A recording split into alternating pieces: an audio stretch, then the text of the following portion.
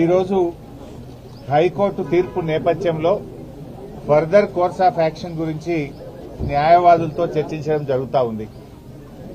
ఈరోజు రాష్ట్ర ప్రజలకు తెలుసు, అందరికి కూడా తెలుసు, రేవంత్ రెడ్డి గారి ప్రభుత్వం కేవలం డైవర్షన్ పాలిటిక్స్ లో భాగంగా కేటీఆర్ గారి పైన ఈ అక్రమ కేసు నమోదు చేయడం జరిగింది. ముఖ్యంగా రైతు బంధు విషయంలో వానకాలం రైతు బంధు ఎగ్గొట్టి యాసంగి పంటకు కూడా చెప్పిన 15,000 కాకుండా కేవలం 6,000 రూపాయలు ఇస్తామని చెప్పి ప్రజల్లో తీవ్రమైన వ్యతిరేకతను ప్రభుత్వం ఎదుర్కొంటా ఉంది. ఏడాది పాలన తర్వాత అన్ని సర్వే రిపోర్టులలో కూడా ఈ ముఖ్యమంత్రి ఫెయిల్యూర్ సీఎం అని, ఈ ప్రభుత్వం ఫెయిల్ అయిందని చెప్పి ఈ రాష్ట్రంలో వచ్చిన అన్ని సర్వే రిపోర్టులు కూడా తెలియజేస్తా ఉన్నాయి. అక్రమ కేసు పెట్టి ప్రజల యొక్క దృష్టిని మరల్చాలని ఒక డైవర్షన్ పాలిటిక్స్ కు రేవంత్ రెడ్డి గారు పాల్పడతా ఉన్నారు. మాకు తెలుసు రేవంత్ రెడ్డి గారు ఇలాంటి ఇంకా అక్రమ కేసులు చాలా పెడతారని, ఇంకా మాలాంటి చాలా మంది నాయకుల మీద కూడా ఇలాంటి అక్రమ కేసులు ఆయన పెడతాడని. వీటన్నిటినీ ఎదుర్కోవడానికి మేము సిద్దంగా ఉన్నాం. మాకు తెలంగాణ ప్రజలు ముఖ్యం, ఈ రాష్ట్రం ముఖ్యం. ఎన్నో పోరాటాలతోని త్యాగాలతోని తెలంగాణ తెచ్చుకున్నాం. తెలంగాణ బాగుండడం, తెలంగాణ అభివృద్ది చెందడం, తెలంగాణ ప్రజల సంక్షేమం బీఆర్ఎస్ పార్టీకి అత్యంత ముఖ్యమైనది. ప్రజలకు ఇచ్చిన 6 గ్యారెంటీలు అమలు చేసేదాకా నీ ప్రభుత్వాన్ని నిన్ను ఎట్టి పరిస్థితుల్లో వదిలిపెట్టం.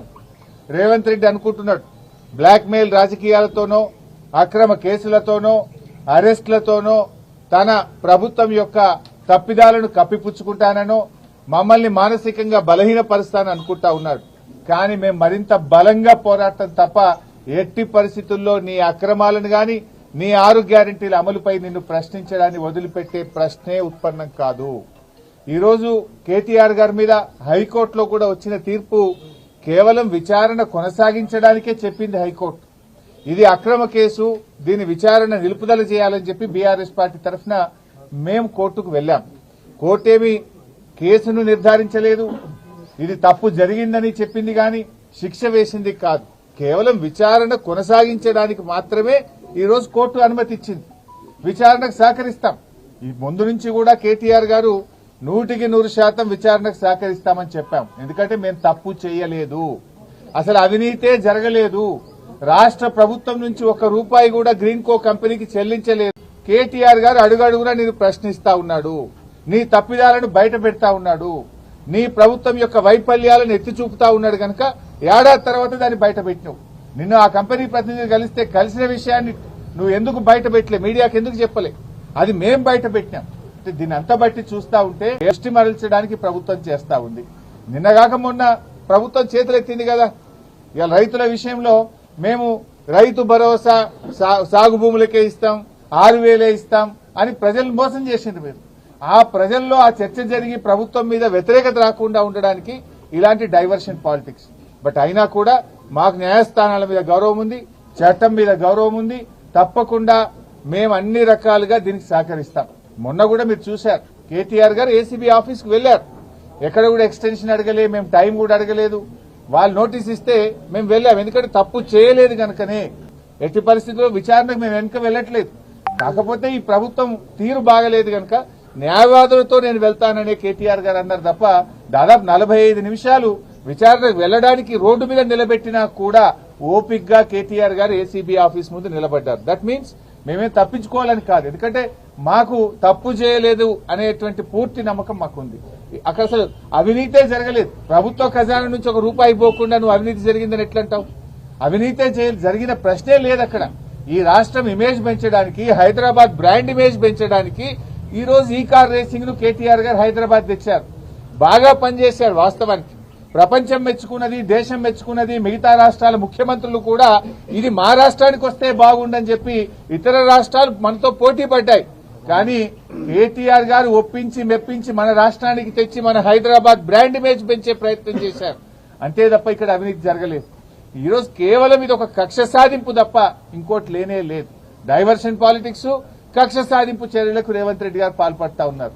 సరే, నువ్వు ఎన్ని రకాల ప్రయత్నాలు చేసినా మా పోరాటం ఆగదు. మా లక్ష్యం తెలంగాణ ప్రజల సంక్షేమం, మా లక్ష్యం తెలంగాణ రాష్ట్ర అభివృద్ధి, మా లక్ష్యం పోరాడి తెచ్చుకున్న తెలంగాణ కేసీఆర్ గారు 10 ఏళ్ల కాలంలో అనేక రంగాల్లో ఈ రాష్ట్రాన్ని అగ్రభాగాన నిలబెట్టారు. అది కొనసాగింపే మా లక్ష్యం. మేము అధికారంలో ఉన్నా ప్రతిపక్షంలో ఉన్నా మాది తెలంగాణ ప్రజల పక్షం. ఆ తెలంగాణ ప్రజల పక్షాన మేము నిరంతరం పోరాటం చేస్తాం.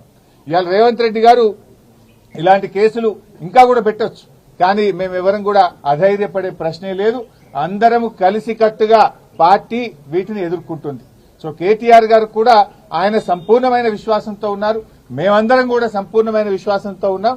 ఈ కేసు కేవలం ఒక కుట్రపూరితమైన కేసు.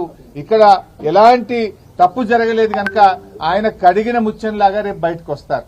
మాకు ఆ ధైర్యం ఉంది గనక, తప్పు చేయలేదు గనక విచారణకు వెళ్తాం. మేము న్యాయస్థానాలకు సహకరిస్తాం, అధికారులకు కూడా సహకరిస్తాం. మాకు అధికారుల మీద గాని న్యాయస్థానం మీద గాని మాకు విశ్వాసం ఉంది. కేవలం రేవంత్ రెడ్డి మీద మాకు విశ్వాసం లేదు.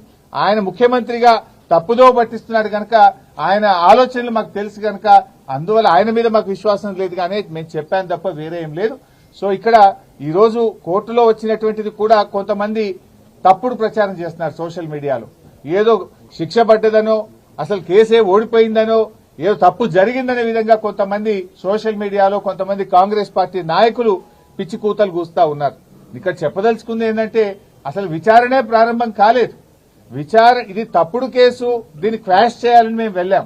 ఇక న్యాయస్థానం విచారణ జరగాలి అని అన్నదే తప్ప ఇక్కడ తప్పు జరిగిందనో, అవినీతి జరిగిందనో, శిక్ష వేసిందో అనే ప్రశ్నే లేదు ఇక్కడ. కానీ కొంతమంది ఏంటంటే ఏదో తప్పుడుగా సోషల్ మీడియాలో ప్రచారం చేస్తూ ఒక గోబల్స్ ను, ఒక తప్పుడు వార్తల్ని ప్రచారం చేసే ప్రయత్నం చేస్తున్నారు. అటువంటి వాళ్ళు అది మానుకుంటే మంచిదని కూడా మేము వారికి హితవు పలుకుతా ఉన్నాం. సో ఈ రోజు తప్పకుండా మేము సంపూర్ణమైన విశ్వాసంతో ఉన్నాం. ఇది ఒక తుఫైల్ కేసు. మా ఆర్ఎస్ ప్రవీణ్ చెప్పినట్టు ఇది 100% తుఫైల్ కేసు. ఫైనల్ గా ఇందులో ఎలాంటిది కూడా బయటకు వచ్చేది లేదు. అసలు ఒక రూపాయి రాష్ట్ర ప్రభుత్వ ఖజానా నుంచే పోయింది లేదు. రాష్ట్రానికి ఆదాయం వచ్చింది తప్ప రాష్ట్రానికి జరిగిన నష్టమేం లేదు. రాష్ట్ర ప్రయోజనాల కోసం చేసిన తప్ప కేటీఆర్ గారు స్వంతగా తన కోసం చేసినటువంటిది కాదు. అందువల్ల ఆయన మాకు ఆ విశ్వాసం ఉంది కనుక 9వ తేదీ ఆయన ఏసీబీ విచారణకు వెళ్తారు. వెళ్లి అన్ని రకాలుగా మేము సహకరిస్తాం. మేము ఫర్దర్ గా లీగల్ యాక్షన్ మీద మా న్యాయవాదులు ఇచ్చే సలహా మేరకు మేము ముందుకు వెళ్తాం.